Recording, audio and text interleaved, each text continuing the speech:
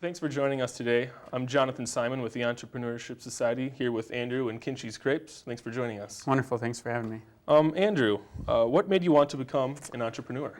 A lot of things. At a young age, I saw that you could take a passion and just run with it. That being an entrepreneur meant that you were your own boss, but at the same time, you had to be very disciplined and independent and really play to your strengths and use all resources available to you. And I just liked everything about that. And now being an entrepreneur last couple months and learning on the way and seeing failures and seeing successes is what excites me and gets me motivated every day, even when I wake up at 4 a.m. on Saturdays and Sundays for the farmers market. So.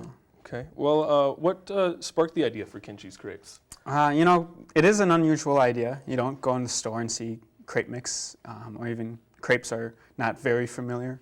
And I was just sitting late one night thinking of ideas for my capstone class and thinking of my passions. I love food. I love to cook. So I knew I wanted to involve that in some way. I thought maybe a food truck. I was kind of caught on that idea for a while. And then I thought, this is less expensive. I want to get into fairs and festivals. But for now, I'll start with crepe mix, get into a couple retail stores, and see where the idea takes it. With Kinchie's Crepes, what was your biggest failure, and how did you overcome it? Yes, in a short amount of time, I've had a few. Basically, the biggest one was the timing. I came up with the idea around spring break, and by the time I got licensed and got some money to work with and got the packaging figured out and the logo, I wasn't able to reserve a spot as a food vendor in festivals and fairs and things. We see at the state fair now the crepe stand, and I wanted to do a few of those because that's where the real money is. And I thought that'd be good exposure, but that takes months of preparation and money up front. So that was the biggest failure, but I definitely next year I'm planning towards it already, and I have a connection with Minnesota MSRE, the car show. So that's going to be one of my big ones next year, I think. So. Excellent. And how about on a brighter note, what is your biggest success? The biggest success is the ability for Kinchies to have gotten into grocery stores well by the fall. I've made a connection with Kowalski's, going through the paperwork right now, and by September, October, we will be in the stores demoing, sampling, and whatnot, as well as the Wedge. I have a meeting with them next week, actually, so looking forward to that.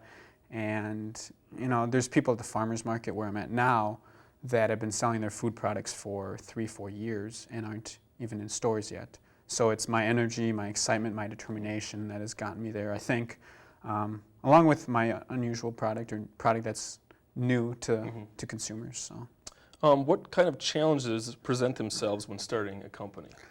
A lot of challenges. Really the biggest one for me was overcoming fears. I don't want to say fear of failure because I'm not afraid to fail, but the fear of things not working out, running into problems like licensing, getting the right kitchen, figuring that out, and then just kind of overcoming doubters, people who don't always believe in your idea, don't believe in you sometimes. Overcoming that is a large challenge, and pulling up your pants every day and being determined is what in my mind will reach me to end success. Sure. What advice do you have for student entrepreneurs? There's a lot of advice to be had. Use what resources are available to you, whether that be a mentor, connections through Entrepreneurship Society or Entrepreneurship Department here at St. Thomas, to other businesses, other entrepreneurs of all ages. Like tomorrow I'm meeting with a guy who started a woodchuck case company, like iPhone and Apple product cases. Just meeting with people, and that's a big thing for me, but using what resources are available to you. Excellent.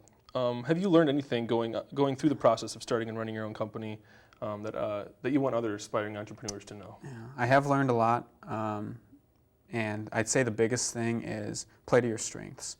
So a lot of people say, this is what I'm not good at. I know I'm not good at developing and IT stuff.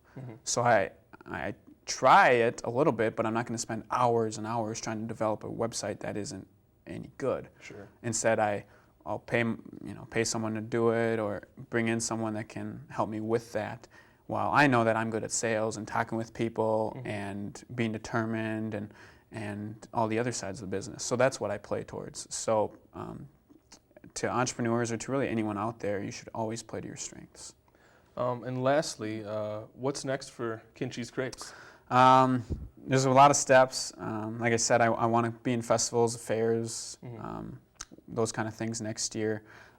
Developing into other lines. I have 2 products right now. I'm working on a gluten-free, maybe some seasonal kinds. I think when I'm in the retail stores, a lot of consumer behavior will be what tells me what the next step is in retail. Otherwise, into other food products as well. I'm looking into peanut butter and all kinds of different foods that I love. I want to be like a Newman's Own. So they started with salad dressing, and now they've evolved into everything from coffee to popcorn. So that's what my ultimate goal is in the end. Well, great. Well, thanks for coming today, Andrew. We're Wonderful. looking forward to your new products, and we'll see you. Awesome. Thank you. And to our viewers, make sure you check out our website for more up-and-coming videos throughout the semester.